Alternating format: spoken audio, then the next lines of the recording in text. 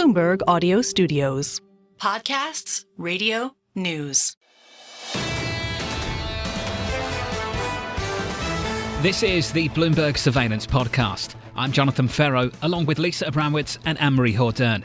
Join us each day for insight from the best in markets, economics and geopolitics. From our global headquarters in New York City, we are live on Bloomberg Television weekday mornings from 6 to 9 a.m. Eastern. Subscribe to the podcast on Apple, Spotify or anywhere else you listen. And as always, on the Bloomberg Terminal and the Bloomberg Business app. We begin with the big issue. Markets on hold ahead of Nvidia. The Nasdaq 100 under pressure as traders await tomorrow's results from the AI giant that's become a critical market driver. Phil Camporeale of JP Morgan staying bullish with this to say.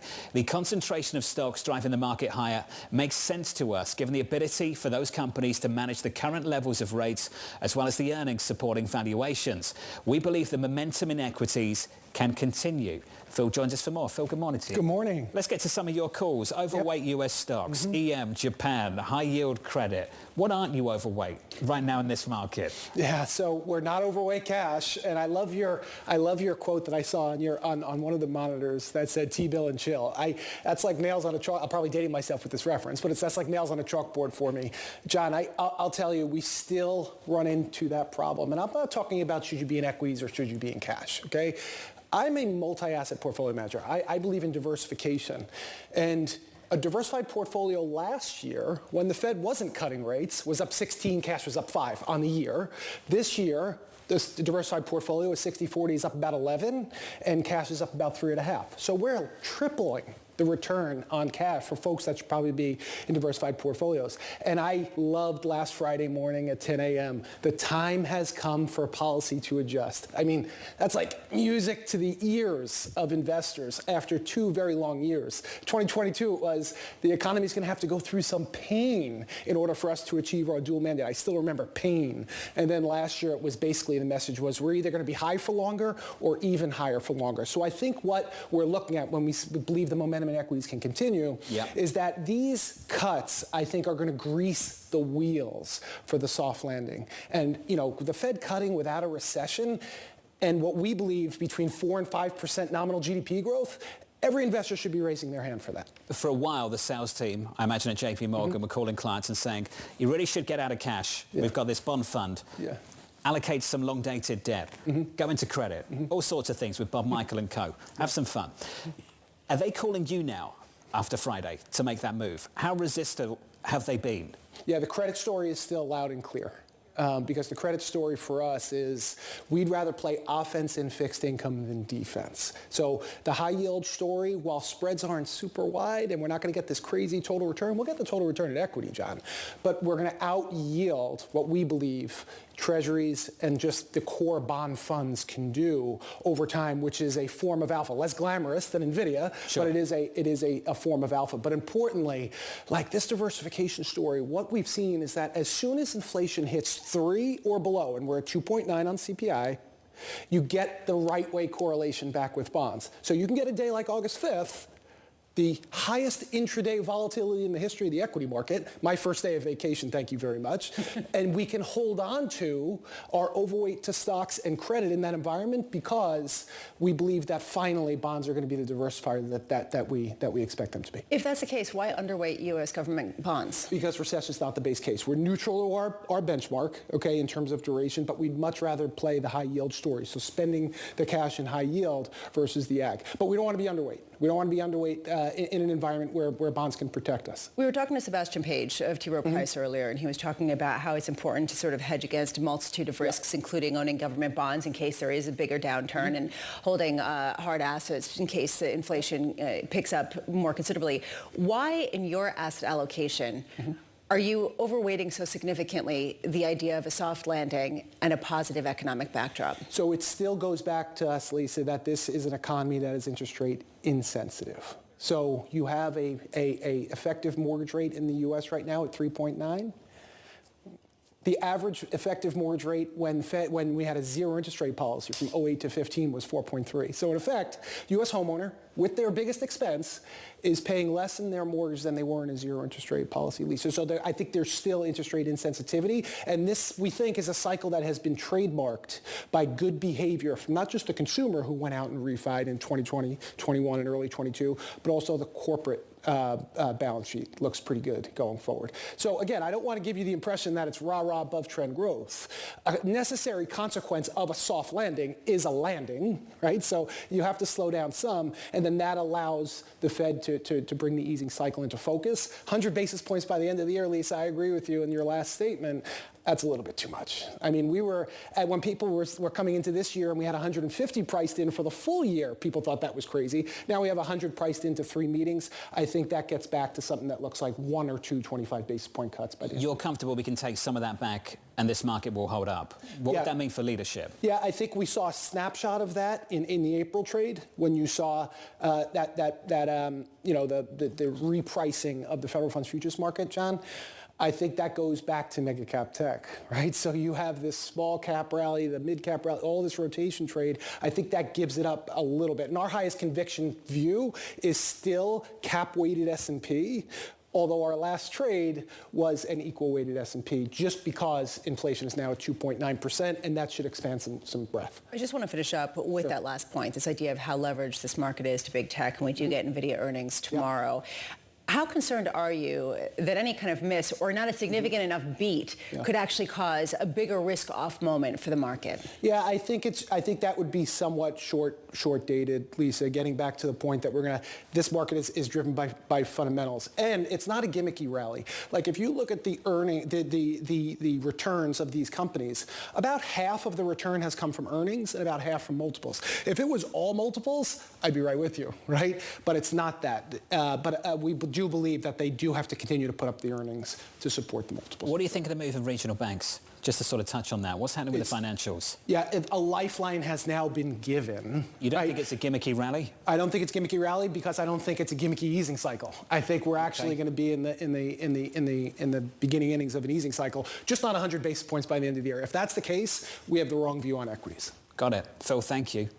Basically, he's saying they're not trash. They're not trash. I got that. Yeah, it basically stopped saying that. That was what he was saying. Is that what Phil's telling me? Phil was just telling you to stop. Yeah, stop calling. Trying to start fights around the table or something. What's wrong with you? Oasis got back together. I saw that. Would you buy tickets? Yes, I would, but you would beat me to it. Okay.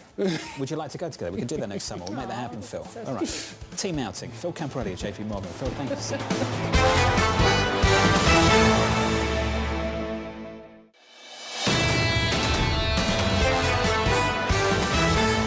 So here's the latest. Traders circling weekly jobless claims and next week's August jobs report as key data points ahead of the Fed's next meeting, as officials warn of potential harm to the labour market. Juckes of Societe Generale writing the following: while the labour market is clearly loosening, there's still huge uncertainty about how much it will slow. But for the FX market, after the dollar climbs so high, the mere fact of the slowdown will continue to see long dollar positions reduce. Kit joins us now for more. Kit, so we've got the economy and then we've got your call on the central bank and foreign exchange. Can we just start with the economy first and ultimately the call on the central bank? Market participants were very excited at the start of the year about the prospect of a lot of rate cuts. They took them all back and now we've priced them all in again. What's different now compared to where we were at the start of the year? Good question. I think the first piece is that even the Fed is recognizing pretty clearly that the labor market is changing. Jobs growth has slowed. We've revised away a few jobs as well over the last couple of weeks, but it is slowing down. There's signs of weakness in the housing market still. So what the Fed has done is beginning to have an impact. But labour market is the centre of it. That's why it got more mentions than anything else at Jackson Hole. And we've seen one weak labour market report, one downward revision in the benchmark revisions, and we're waiting for more to provide any kind of confirmation. I guess I would say, though, that the chances that this is a slowdown are pretty strong now. What kind of slowdown? Much less certain, but there's enough in the labour market here to say this is now slowing. It's okay with that in mind. Are we too dovishly priced or too conservatively priced in the rates market at the moment? Well, if you push me against the wall, I say we're pricing for a faster pace of rate cuts than is likely unless things go pretty badly wrong. But the destination, which is looking at an eventual fall into 3% or somewhere near 3% in rates, that's not an excessive fall. The last time the trough in rates was 3% was in 1992 when, inflation expectations were an awful lot higher than they are now. Real rates were less restrictive, and the economic recovery that we had when we got to that trough surprised everybody, and we called it the Great Moderation. So the destination of 3%-ish, I think is fine. The idea that we get as many rate cuts between now and the beginning of next year as are priced in, that the data need to be pretty awful. Kit, I was wondering whether this was going to be sort of the dramatic salvos that could be heard across Wall Street during the fall, given the fact that so many people for most of this year had been so overweight the dollar. How offsides will this market be when it starts to adapt to the idea of the rate cuts that the market is pricing in, if we should get the kind of cuts that currently are being represented in Fed funds futures? How much dollar weakness could we end up seeing? Well, a fair bit. I mean, that's my concern. There's a piece about the Chinese yuan that was the most read story on your terminal overnight, citing Stephen Jen, who talked about an avalanche of money. But I've been struck for years that the two big dollar rallies, the really big one in the 80s that ended in 85, and then the big one in the 90s that ended in 2001, both of them were completely reversed. The first without any kind of recession, the second with a very mild recession. And there is this sense that we've seen, not just carry trades, but foreign investors buying U.S. equities, foreign investors buying U.S. bonds, everybody buying American everything for years now, and that if people start taking those trades off, bringing that money home, whatever it is they're doing with it, because they're a bit spooked, that you can have an outsized correction on the other side over the course of the next few years. And I, for one, definitely never saw either how much the dollar was going to go up into 85 or how much it would fall, and was continually perplexed by how strong it got and then how much it fell in between 95 and 2004. So I'll be surprised again if the dollar goes all the way back, but I'm beginning to understand how it happens. And it's this, if you like, it's this avalanche, to use the term from the Bloomberg story, but of just money going home because it's had a great time being in America, but the holidays are over. Kit, the holidays are over, but are they really beginning at other places? I hear Jon Ferro's voice in my head. Where do you want to go? Germany? Where do you want to go? China? I mean, there's this question. I mean, how much confidence is there in a lot of these companies, a lot of these investors, to go home from the holidays? And that's the really big challenge. In a sense, if I look at Japan and say, well, if dollar yen, purchasing power parity for dollar yen is now in the mid-90s. How far could that go on no money doing anything? That's a big current account surplus economy. If it doesn't want to ship money to the States, the yen will appreciate an enormous amount. I can't imagine euro-dollar going miles. I think, let's put it this way, that I am almost certain in my mind that we're going to see another cyclical lower high for the euro after a series of them since 2008. So we did 160, we did 140, we did 127, then we did 123. I don't think we're getting close to 123 in this cycle. But I do look at history and say, once a stone starts gathering momentum, it goes down. Or put another way, what are the conditions for an avalanche? A lot of snow at the top of a mountain and a catalyst. Where does the snow go? Down. It's not asking how attractive it is at the bottom of the valley. It's just going. And there's a bit of that in this. Okay, before you go, I've only got a few seconds left. I've got to know, did you call Stephen and ask him about that call? No, I haven't. This is my first day into work. I'm as close to his office as I could usefully be in your studios in London, but I have not spoken to Stephen yet. OK, let me know what you tell him. Kid Juice of Soc Gen.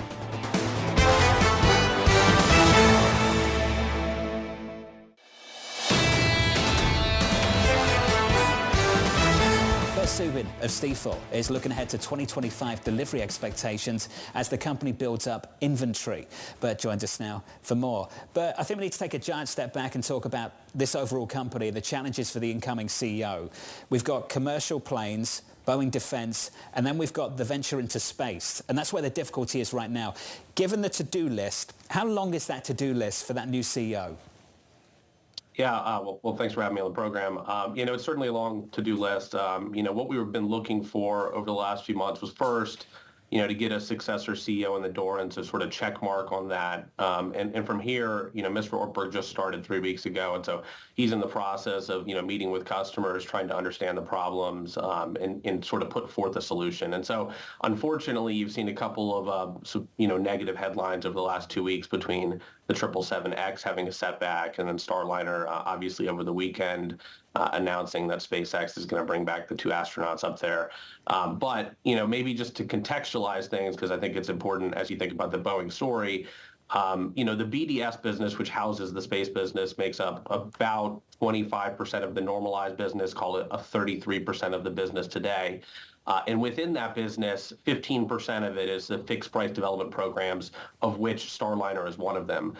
So this program itself is relatively small, which is why you tend to see a lot more focus on the BCA side, the airplane side, and within that, a lot of focus on the 737 program. There's also a lot of questions around why Boeing should keep their space program, considering how many losses they've posted for this. If Boeing were to announce that it was jettisoning its fleet and its sort of relationship with NASA, how much could this share price rally?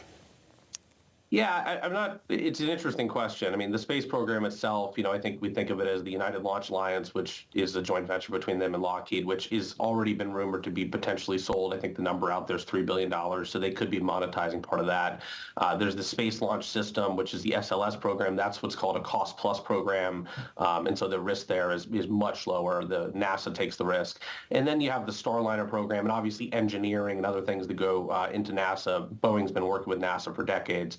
So I guess the question would be, what do they see from the space business longer term? Is this an area where they want to be exposed down the road, or do they want to sort of tighten their focus, on the commercial airplane business? I compare it to Lockheed. They used to compete in commercial airplanes. They decided they were much better in fighters and satellites and weapons, and they went down that path, and that was very successful for them. So, I think if they got out of this business, investors would look at it as, potentially reducing a future cash drag, but perhaps at the expense of sort of reducing an opportunity in space down the road. So, it'd be an interesting decision, just interesting sort of thought process on how Mr. Ortberg goes through this as he thinks about, the future of Boeing. Bert, taking a step back, there's been this question of whether Airbus would be able to capitalize on some of the problems that we've seen on Boeing and whether they could really take the lead in a more meaningful way. I have been surprised that they have not. And one of the reasons why is because they are facing off with the same kind of supply chain issues that Boeing is, maybe a little bit less publicized. But I'm just wondering whether we have fully emerged from the sort of post-pandemic induced supply chain disruptions that's continued to plague the aerospace industry. Yeah, it's a great point. Look, Airbus, I think everybody thought after January, Airbus was going to be in this position to take all this market share, and there's certainly been limits to what they've been able to do. But for Airbus's, a positive for Airbus that people I think overlook is, they have really high targets. So they're talking about getting to 75 on the A320 per month.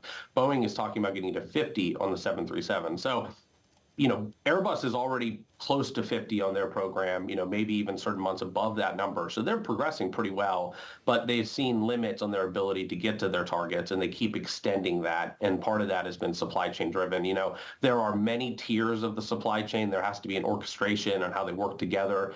There's been raw material shortages. There's been geopolitical issues. There's been labor issues. And so these things have compounded. And surprisingly, here we are, 4 years past the start of the pandemic, more than that now, and we're still talking about supply chain. But, as we go into 25, I think there's reason to be optimistic about where the supply chain's heading. And that's part of why we think, Boeing starts to look better. Where expectations are today is a lot lower where they were a year ago. And as the supply chain catches up, as Boeing stabilizes production, they get back into a position where they can sort of, stem some of the market share losses they've seen to date, and then ideally start building more orders and sort of take away that potential advantage Airbus would have had. This is a tough question, and I don't know if we can actually get a real answer, but how much is Boeing in a better or worse position because it is the American darling, because it is a U.S. company at a time of increasing fissures, especially as the likes of Boeing really has a huge presence in defense spending globally? How much is this really turning into sort of the fiefdoms of who your allies are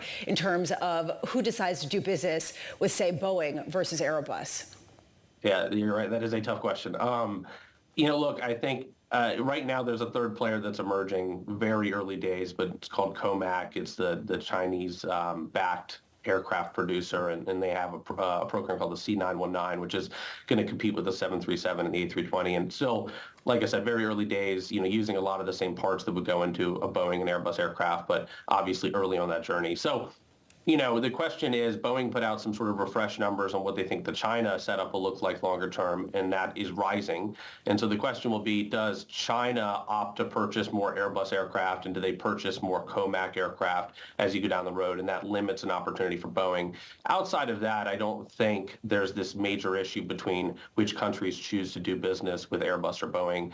Airbus has certainly been the preferred partner of late, but the reality is if you want a new A320 aircraft, the waiting list is now 2031 to 2032.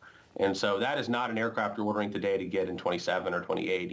With Boeing, you could be getting that aircraft 3 to 4 years earlier, and so that's an advantage. And so I think airlines continue to look at, what aircraft do we need for our mission? When can we get those aircraft? What's the price of the aircraft, and what's our confidence in the company?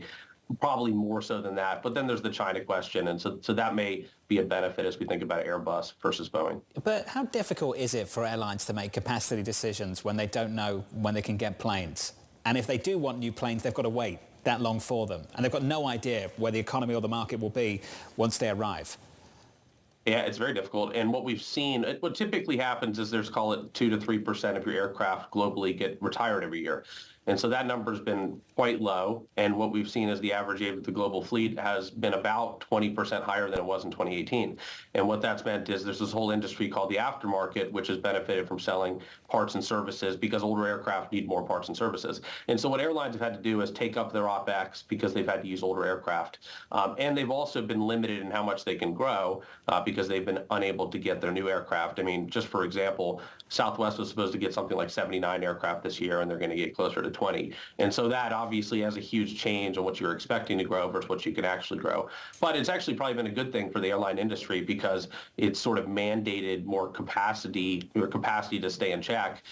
Imagine had we not been in that position and airlines been buying more aircraft, what we're seeing from a yield perspective would be certainly a lot worse today if they were growing faster. So it's been a positive from that perspective. Bert, this was awesome. Just a clinic. Appreciate it, sir. Thank you. Bert Subin there of Stifel. This is the Bloomberg Surveillance Podcast, bringing you the best in markets, economics and geopolitics. You can watch the show live on Bloomberg TV weekday mornings from 6 a.m. to 9 a.m. Eastern. Subscribe to the podcast on Apple, Spotify or anywhere else you listen. And as always, on the Bloomberg Terminal and the Bloomberg Business app.